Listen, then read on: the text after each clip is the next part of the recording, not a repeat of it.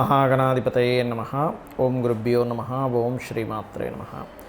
పరమేశ్వర స్వరూపమైనటువంటి జ్యోతిష, వాస్తు మరియు ఇతర అనేకమైనటువంటి శాస్త్రములను మనకు అందించినటువంటి మహర్షులకి నమస్కారం. హయగ్రీవ హయగ్రీవ హయగ్రీవేత్యో వదేత్తస్య నిస్సరతే వాణీ జహ్నుకన్యా ప్రవాహవత్. అరుణాం కరుణాతరంగితాక్షీం ధృతపాశాంకుశపుష్పపానచాపాం అనిమాదిభిరావృతాం మయూకైః అహమిత్యేవ విభావయే భవానీం. శ్రీమాత్రే నమః. ప్రేక్షకులకి ఆ లలితాంబిక అమ్మవారి యొక్క అనుగ్రహం పరిపూర్ణంగా కలగాలని మనస్ఫూర్తి కోరుకుంటూ మనం ఈరోజు చెప్పుకోవే టాపిక్ ఏమిటి అంటే, కర్మకారకుడైనటువంటి శని భగవానుడు జూన్ 29వ తేదీ నుంచి కుంభరాశిలో ఉన్నటువంటి శని భగవానుడు వక్రిస్తున్నాడు. వక్రించి దాదాపుగా నవంబర్ 14వ తేదీ వరకు కూడా ఈ వక్రగతి ఉంటుంది. అంటే ఆల్మోస్ట్ 4.5 నెలల పాటు ఈ వక్రగతి అనేటువంటిది ఉంటుంది. సో ఈ వక్రగతి కుంభరాశిలో ఉండి మకరం వైపు చూస్తున్నందుకు 12 లగ్నాల వారికి ఎటువంటి విషయాల్లో బాగా కలిసి వస్తుంది, ఏ విషయాలలో పర్టికులర్గా జాగ్రత్తగా ఉండాలి, అదేవిధంగా ఎటువంటి పరిహార మార్గాలు చేసుకోవాలి. అలాగే వీడియో ఆఖరి వరకు చూడండి.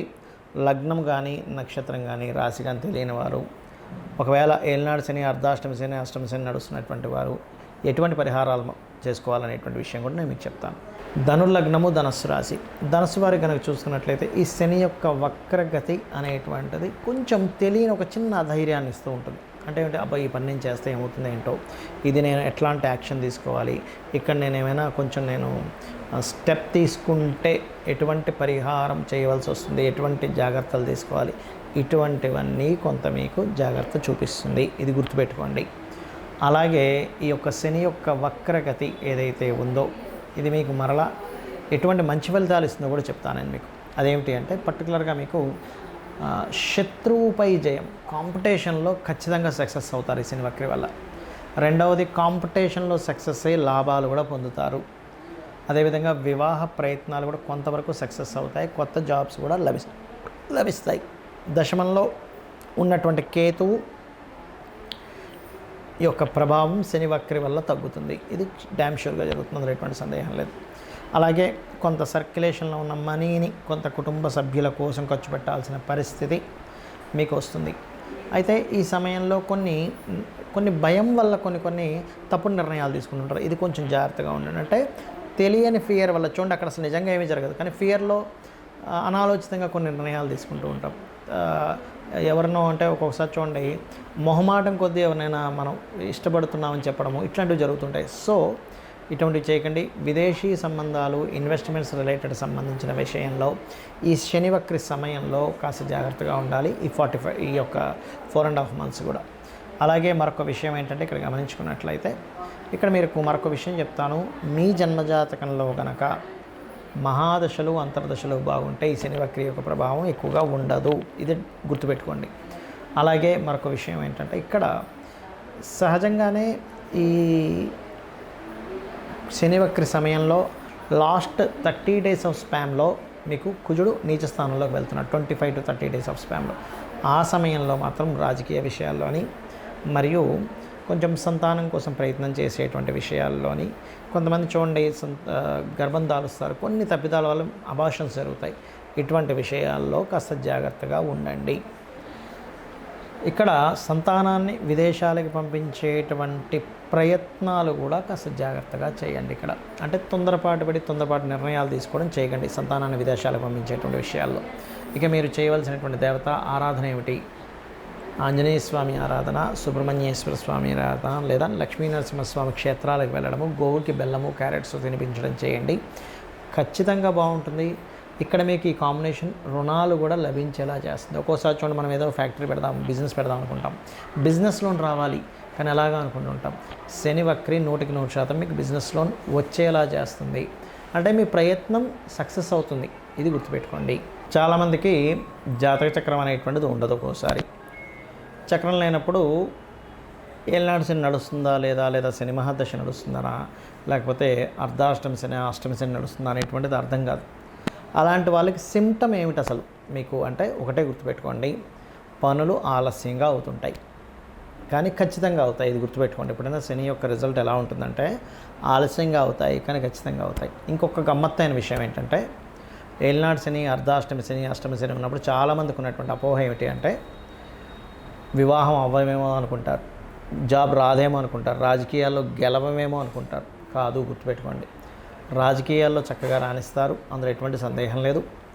వివాహంలోని చక్కగా మీరు సక్సెస్ అంటే వివాహ సంబంధాలు కుదురుతాయి, జాబ్స్ కూడా వస్తాయి. ఎందుకంటే శని శ్రమకారకుడు, శ్రమనివ్వాలి. కాబట్టి ఆ శ్రమ రాజకీయాల్లో గెలిచిన వాడికి ఉంటుంది కానీ ఓడిన వాడికి ఉండదండి. ఎందుకంటే ఖాళీగా ఉంటాడు. అదే గెలిచిన వాడికి బోల్డ్ అంత వర్క్ ఉంటుంది రాజకీయాల్లో, అటు ఇటు తిరగడం హడావిడి ఉంటుంది. మనం అనుకుంటాం రాజకీయ నాయకులు అంటే ఏదో ఖాళీగా కూర్చుంటారని, కాదు, బోల్డ్ అంత పని ఉంటుంది వాళ్ళకి. అలాగే వివాహం అయితేనే ఎక్కువగా వాళ్ళకి బాధ్యతలు ఇవన్నీ పెరుగుతాయి.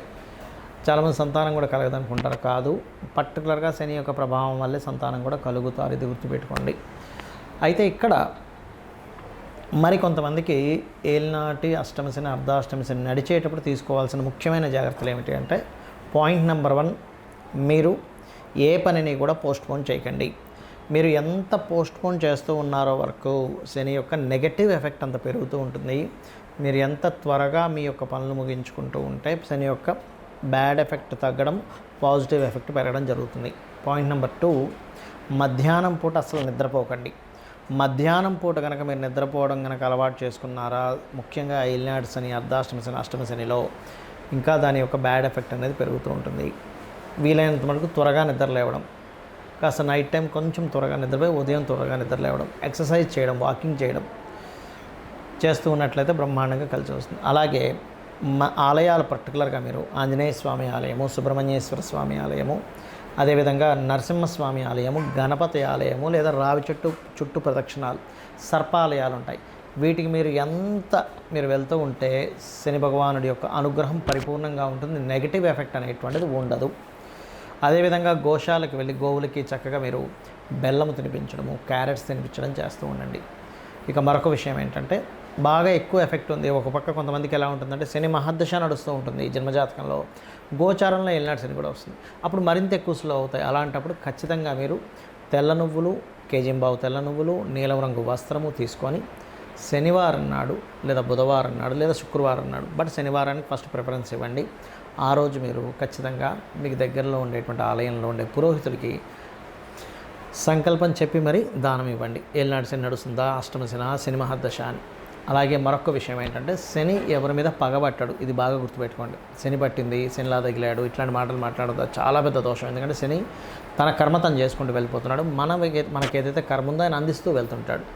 ఇది అర్థం చేసుకోవాలి. అంతేకాని నిందించడం వల్ల మరింత 100 రెట్లు ఎక్కువ దోషాన్ని మనం అనుభవిస్తాం శని భగవాను నిందించడం వల్ల. అలాగే మరొక విషయం ఏంటంటే, ఇక్కడ హోమాలకు ఎక్కువ అటెండ్ అవ్వండి. వీలైతే ఎక్కువ ప్రభావం ఉన్నవారు చండీ హోమం చేసుకుంటే ఖచ్చితంగా దాని ప్రభావం మీకు కనబడుతుంది, కళ్ళకట్టినట్టుగా పాజిటివ్గా. అదేవిధంగా మరొక విషయం ఏంటంటే, ముసలి వాళ్ళకి, బాగా ఏజ్డ్ పర్సన్స్ ఉంటారు, వారికి మీ దగ్గర పనిచేసేటువంటి పని వాళ్ళకి కావచ్చు, లేబర్స్కి కావచ్చు, వారికి మీరు వాళ్ళు సంతోషపడేలాగా ఒక 100 రూపాయలు 50 రూపాయలు డబ్బులు ఇవ్వడం కానీ, వాళ్ళకి ఏదైనా వస్త్రాలు ఇవ్వడం కానీ, వాళ్ళ పిల్లలకి ఏదైనా కొని ఇవ్వడం కానీ, వాళ్ళకి ఏదైనా పొలాలు ఏదో ఇవ్వడం కానీ చేస్తే కూడా కింద స్థాయి వాళ్ళు ఎప్పుడైతే సంతోషపడతారో శని భగవానుడి యొక్క అనుగ్రహం కూడా అంతే అద్భుతంగా లభిస్తుంది, ఇది గుర్తుపెట్టుకోండి. ఇక మరొక విషయం ఏంటంటే, మీరు ఎట్టి పరిస్థితుల్లో కూడా సాటర్డేస్ మిస్ అవ్వకుండా టెంపుల్కి వెళ్ళండి. రోజు వెళ్తే ఇంకా మంచిది, బట్ శనివారం మాత్రం మిస్ అవ్వకూడదు. అందులో పర్టికులర్గా శని హోరలో వెళ్తే ఇంకా మంచి ఫలితాలు ఉంటాయి, ఇది మెయిన్గా గుర్తుపెట్టుకోండి. ఇక మంత్రం చూసుకున్నట్లయితే, లలితా సహస్రనామాల్లో శని యొక్క ప్రభావం తగ్గడానికి అద్భుతమైన మంత్రం ఉంది.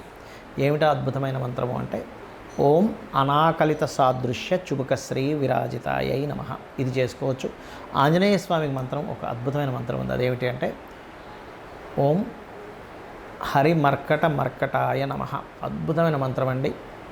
లేదా ఇంకొకటి కూడా చేసుకోవచ్చు, స్కందోపాసకులు ఉంటే కనుక ఓం స్కందాయ నమః, అద్భుతంగా పనిచేస్తుంది, అన్ని విధాలా మీకు బాగుంటుంది. శ్రీమాత్రే నమః.